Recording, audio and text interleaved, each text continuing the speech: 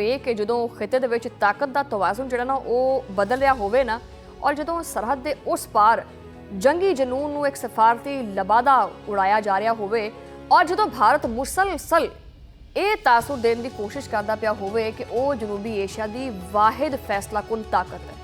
ਇਸ ਗੱਲ ਤੇ ਮੈਂ ਥੋੜਾ ਹੱਸਣਾ ਲਵਾਂ, ਵੈਸੇ ਬੰਦਾ ਵੈਸੇ ਇਹੀ ਹੈ। ਪਤਾ ਨਹੀਂ ਉਹ ਇੱਥੇ ਵੀਡੀਓ ਪਾਣੀ ਹੈ ਕਿ ਨਹੀਂ, ਕਿ ਇਹਨਾਂ ਦੇ ਕੋਲ ਤਾਕਤ ਜਿਹੜੀ ਹੈ ਨਾ, ਤਾਕਤ ਦਾ ਸਰਚਸ਼ਮਾ ਜਿਹੜਾ ਨਾ ਉਹ ਸਿਰਫ ਭਾਰਤੀ ਫੌਜ ਹੈ। ਅੱਛਾ, ਬਹਰਹਾਲ ਇਸ ਤਰ੍ਹਾਂ ਦੇ ਹਾਲਾਤ ਦੇ ਵਿੱਚ, ਇਸ ਤਰ੍ਹਾਂ ਦੇ ਵਾਕਿਆ ਦੇ ਵਿੱਚ, ਜਿਹੜਾ ਨਾ ਵਕਤ ਵਿੱਚ ਪਾਕਿਸਤਾਨ ਦੀ ਮੁਸੱਲਹ ਅਫਵਾਜ ਦਾ ਇੱਕ ਵਾਜ਼ੇ ਖਾਮੋਸ਼ मगर बड़ा ही सख्त पैगाम सामने आया।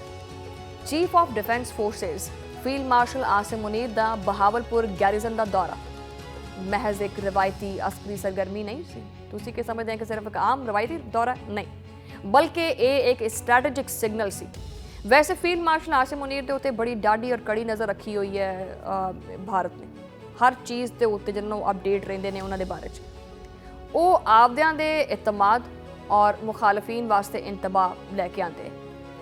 ISPR के मुताबिक फील्ड मार्शल आसिम मुनीर ने बहावलपुर गैरिजन दे विच रोही ई स्किल्स लर्निंग हब और army public school Abbasiya campus का इफ्तिताह किया। ये इफ्तिताह महज इमारतों का नहीं सी, ये इस सोच का इजहार सी कि आने वालियां जंगां सिर्फ और सिर्फ बंदूक और टैंक नाल नहीं जित्तियां जाणगियां, बल्कि तालीम, महारत और टैक्नोलॉजी नाल जित्तियां जाणगियां। एक पासे मैदान जंग की तैयारी तो दूजे पासे आने वाली नस्ल को जदीद तकाज़ियां नाल हम आहंग कराना।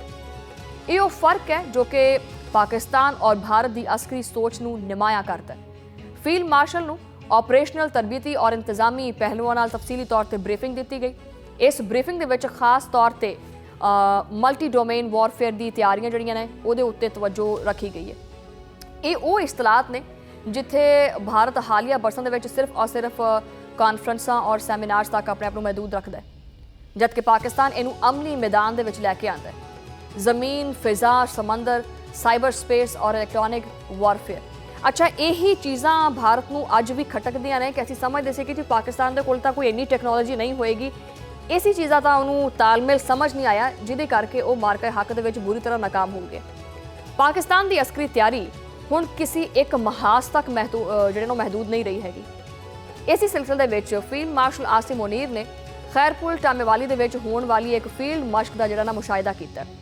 ये मशक महज एक डिस्पले नहीं सी, बल्कि एक अज़म का इजहार भी सी कि अगर जंग मुसलत की गई तो जवाब हमेशा की तरह रवायती नहीं होएगा, बल्कि जदीद होएगा, हमाजहत होएगा और बड़ा फैसला कौन होएगा।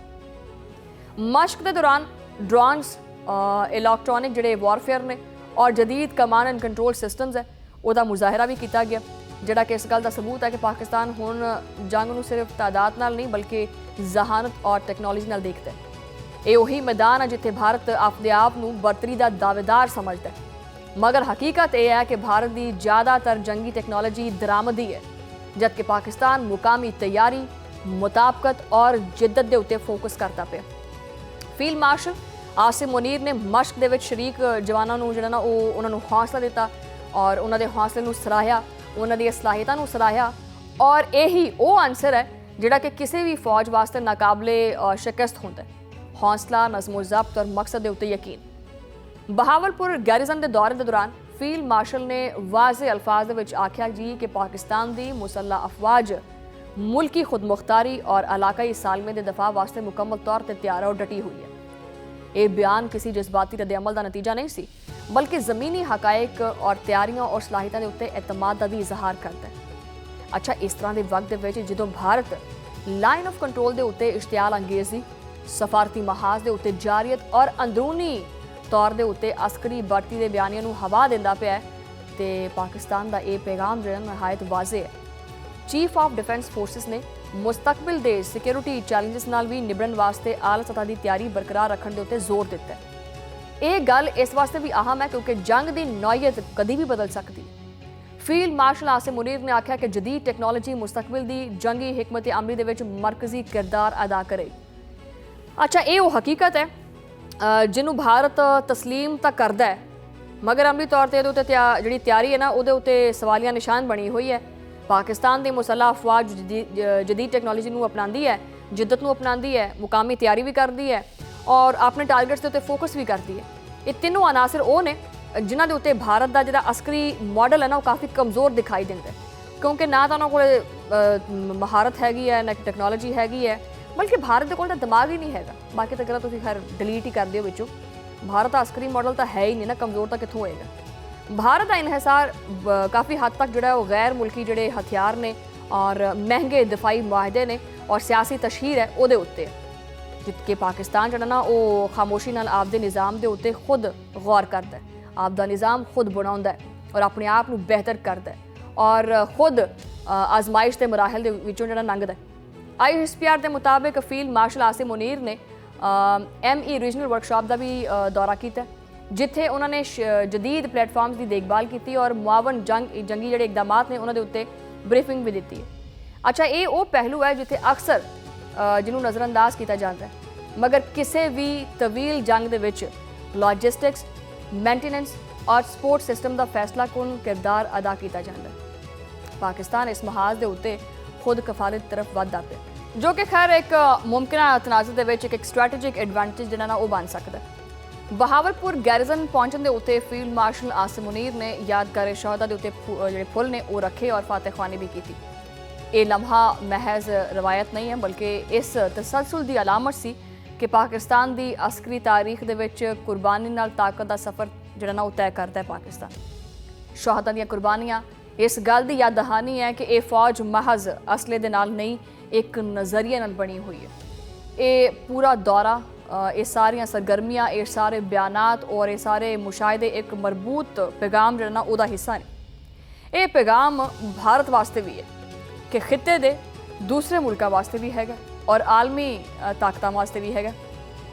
ਪਾਕਿਸਤਾਨ ਜੰਗ ਦਾ ਜਿਹੜਾ ਨਾ ਖਵਾਹਾ ਨਹੀਂ ਹੈ। ਹਾਂ, ਪਾਕਿਸਤਾਨ ਨੇ ਹਮੇਸ਼ਾ ਅਮਨ ਦਾ ਪੈਗਾਮ ਦਿੱਤਾ ਔਰ ਅਮਨ ਹੀ ਚਾਹੁੰਦਾ ਹੈ, ਲੇਕਿਨ ਅਗਰ ਜੰਗ ਮੁਸੱਲਤ ਕੀਤੀ ਗਈ ਤਾਂ ਪਾਕਿਸਤਾਨ ਫਿਰ ਪਿੱਛੇ ਹਟਣ ਵਾਲਿਆਂ ਚੋਂ ਨਹੀਂ ਹੈਗਾ। ਭਾਰਤ ਨੂੰ ਇਹ ਸਮਝਣਾ ਪਏਗਾ ਕਿ ਜਨੂਬੀ ਏਸ਼ੀਆ ਹੁਣ ਇੱਕ ਯਕਤਰਫਾ ਬਾਲਾਦਸਤੀ ਦਾ ਮੁਤਹਮਲ ਨਹੀਂ ਹੋ ਸਕਦਾ।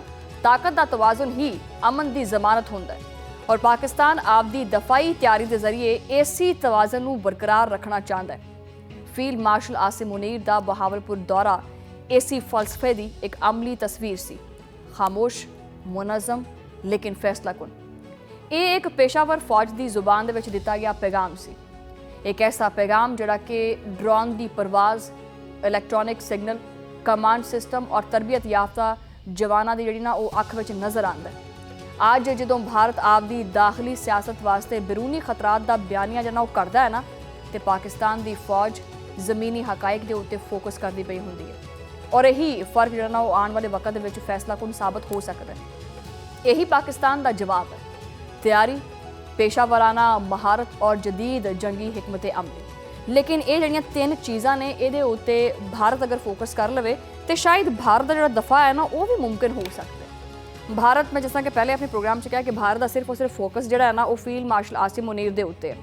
ਔਰ ਪਿਛਲੇ ਦਿਨੋਂ ਮੈਂ ਇੱਕ ਵੀਡੀਓ ਦੇਖਦੀ ਪਈ ਸੀ, ਉਹਦੇ ਵਿੱਚ ਇਹ ਗੱਲ ਕੋਟ ਕੀਤੀ ਜਾ ਰਹੀ ਸੀ ਇੱਕ ਭਾਰਤੀ ਸਹਾਫੀ ਵੱਲੋਂ ਕਿ ਫੀਲਡ ਮਾਰਸ਼ਲ ਆਸਿਮ ਮੁਨੀਰ ਜਿਹੜਾ ਹੈ ਉਹ ਬੜਾ ਡਾਢਾ ਕਿਸਮ ਦਾ ਜਿਹੜਾ ਨਾ ਉਹ ਫੀਲਡ ਮਾਰਸ਼ਲ ਹੈ ਔਰ ਉਹ ਅਗਰ ਚਲਾ ਵੀ ਗਿਆ ਔਰ ਅਗਰ ਉਹ ਦੁਬਾਰਾ ਐਕਸਟੈਂਸ਼ਨ ਲਵੇਗਾ ਤਾਂ ਕਿਸ ਦਾ ਕਹਿੰਦਾ ਜੀ ਉਹ ਪਿਓ ਵੀ ਨਹੀਂ ਰੋਕ ਸਕਦਾ।